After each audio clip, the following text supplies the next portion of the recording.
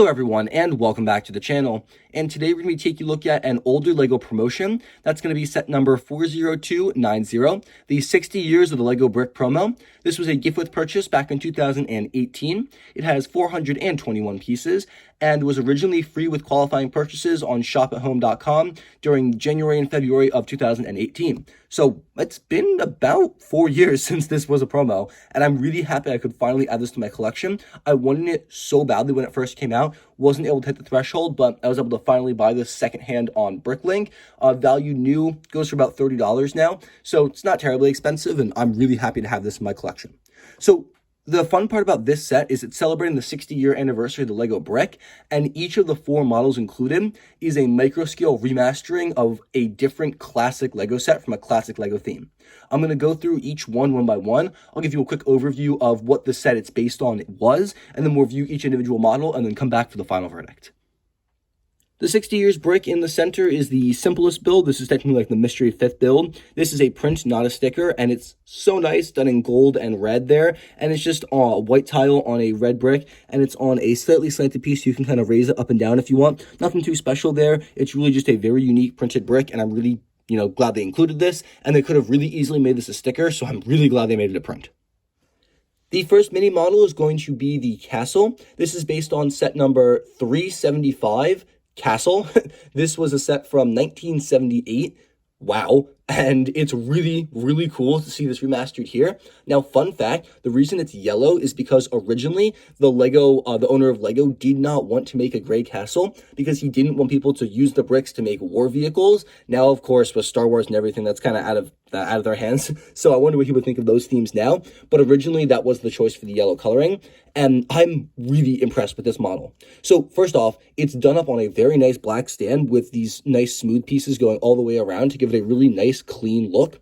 There's a drawbridge in front that can be raised or lowered with some degree of difficulty. It's not the easiest to manipulate. Oh, yeah, you can see I'm struggling there. Once it goes down, it looks like that. And then there's no interior whatsoever. It's really just empty. It is plain green on the inside because the whole castle was just built on a base plate. And there's no representation of microfigures or anything in this particular model. On the back, there's some doors as well. Those can be kind of pushed a little bit. They don't ever fully open, but they kind of can get moved around. And then the rest of it is done entirely in yellow, with the exception of a couple black pieces used to kind of get the right angling for the towers, and then a couple of red bricks right there to make some kind of banner. Now, in the actual set itself, there were some flags. There is no representation of a flag that should be right here, which is a bit unfortunate, but the actual castle itself looks great, and I love the way it was completely accurately designed here, and it's very, very faithful. The cool thing is, you might notice there's some hinge pieces here. The whole castle does actually open up, but it's locked right now, so when you pull these off, the whole thing does actually open up, and that'll give you a little more insight into how it's actually built. And the only thing locking it in place was the 2x3s covering the 1x2s on top there, the black ones. It's done in brown right there. You can see they just kind of slide open. So if you wanted to access the interior of the castle, that's really all you would technically need to do. But like I said, there wasn't much interior there. That's pretty much it for this model. There isn't too much going on because mostly it's really just meant to be a very gorgeous display model and a celebration of a classic LEGO set. I mean, think about it, it's a 3-digit number. It's a really old LEGO set. This is probably my favorite of the models. Moving on though, let's take a look at my second favorite. The second model is going to be the pirate ship here. This is a newer rendition of the Black Seas Barracuda, set number 6285. This is not the only time the set has been remade. There was a LEGO Ideas, the Pirates of Barracuda Bay. That set is actually based on this exact same classic ship.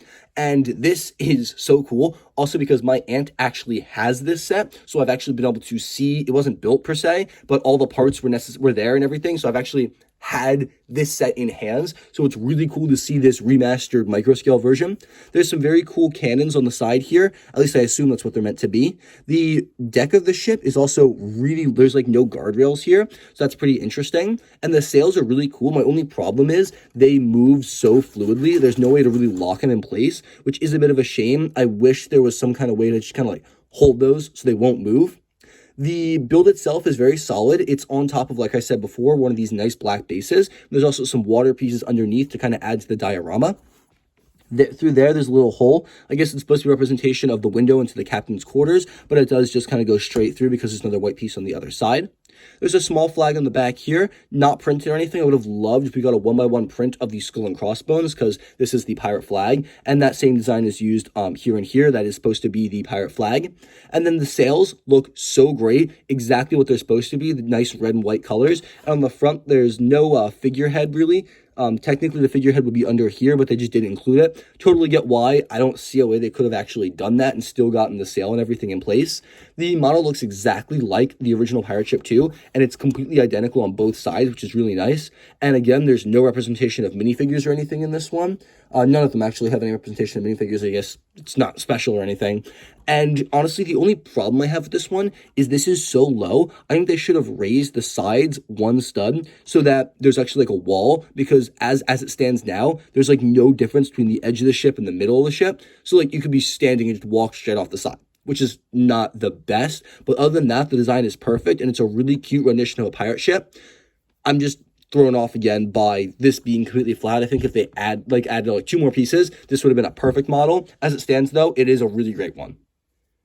This is without a doubt the simplest of the 4 models included. Here we have a rendition of 928, the Space Cruiser and Moonbase from 1979, excuse me. And now this one is also really cool because I currently have this set somewhere in my collection. My dad, when he was little, got a ton of the classic space sets, and so actually did end up getting the American version of this set, and it's really, really, really cool. It's broken, and I don't think I even have all the pieces to it, but I do have a bunch of the classic space stuff. And this set is unique, as in this actually detaches and is meant to kind of come off and zoom around. So we have the Space Cruiser here, and then the actual moon base, which is a rendition of the base plate that they used in all the classic space stuff. Got a satellite dish, a little rover there, and then the landing pad with some lights. Not quite sure what this is supposed to be. It looks like from the picture I'm going off of, there's like a satellite with a little box for a minifigure, so I guess it's like a guard shack. And then, of course, the rover, like I said. The spaceship itself is very reminiscent of Benny's spaceship from the Lego movie. The fin on the back here can be raised and lowered if you want. Everything else is stationary. There's some guns on the front here, or just, not exactly sure what that's supposed to represent. Fun fact, they actually used the exact same piece on the front of the original ship. Of course, it's much larger here than it was there. There's some nice yellow glass there for the windows, really cool coloring, and then the rest of it is just a very cute micro-scale spaceship. There's there's some thrusters in the back, no flames or anything like that, but it's a really cute and faithful creation. My only problem with it is it's a little wobbly on the little stand. I wish it was a little more sturdy, but that's neither here nor there. It's not a playset. It's literally a micro-scale display set, and this looks great, and it's an incredibly iconic and faithful recreation. The final set here is my least favorite for sure. So nothing against this particular model, but it does not look great. It looks like a mess. This is a rendition of 6399, the airport shuttle from 1990. And like looking at the picture, it's incredibly accurate. We have the monorail, which is the train just this. You can see it from the back. It's just this part. We got the stoplights going here, red and green. And then there's this kind of covered part, which was a little shelter for pedestrians to wait under in case it was raining. There's a little bench there as well, not represented here, but in the actual Lego set there was. And then this is just the rail wall so no one can fall off.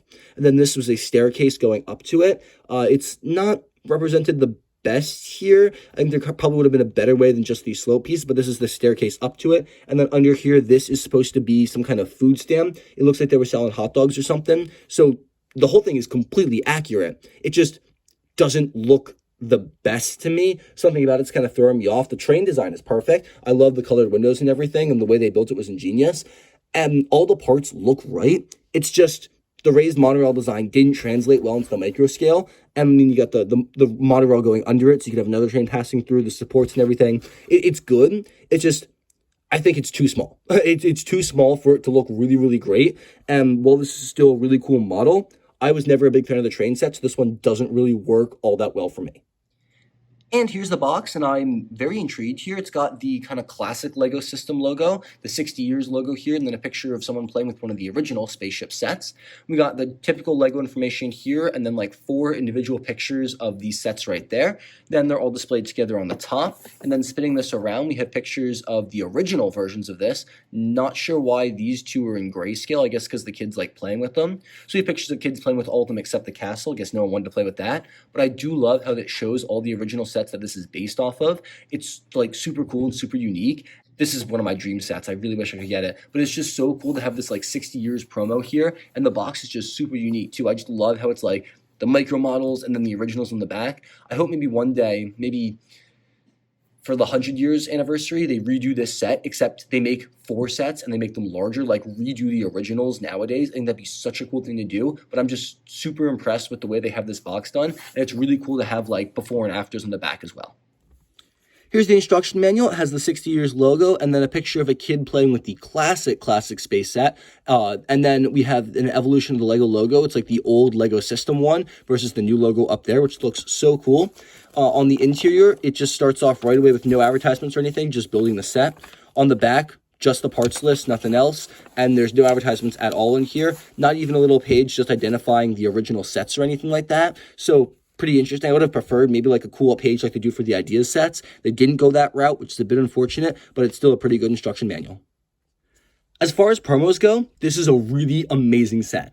I love how it honestly, faithfully recreates 4 incredibly classic and iconic sets from really iconic themes. These are sets that even like not huge fans of LEGO would recognize. You know, the classic castle, the pirate ship, the space stuff, the city monorail. Like, I think the monorail is the weakest inclusion, but by no means is it a bad model. In fact, it's a really great inclusion, and the fact that it's the weakest really just shows how great the other sets are. I say sets, the other models are.